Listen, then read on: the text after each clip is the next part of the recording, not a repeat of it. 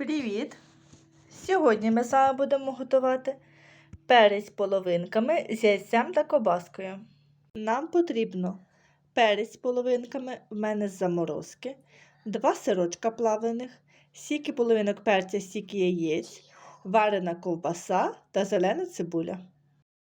Перець після розморозки перекладаємо у форму. Усередину кожного перця вибиваємо яйце. Зверху посипаємо нарізаною кубиком ковбаскою та цибулькою. Зверху викладаємо нарізаний плавлений сирок та готуємо у духовці при температурі 175 градусів до готовності. Ось який він вийшов.